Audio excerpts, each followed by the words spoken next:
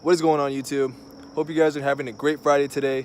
Going to give you guys a little update on the MK7 GTI. I've done a couple of small modifications to it, and let me go ahead and show you guys under the hood.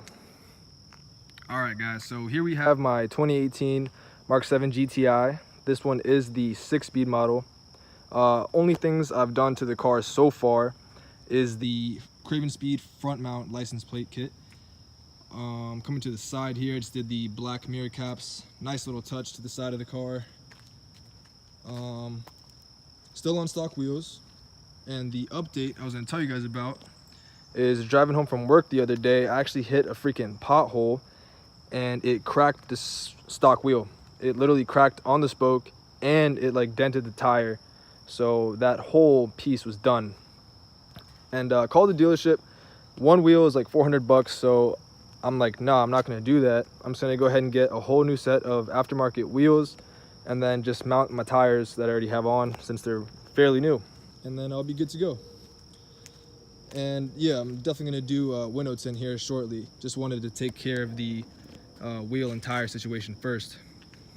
So let's go ahead and do under the hood, show you guys the little modifications I've done a couple days ago. All right guys, so here we are under the hood.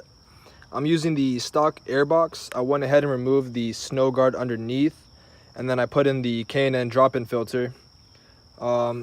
Matched that to the CTS turbo silicone hose right there, and then I got this CTS turbo inlet.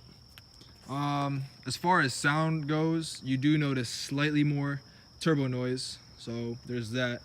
And then I do notice a little bit more better throttle response. So that's also another plus.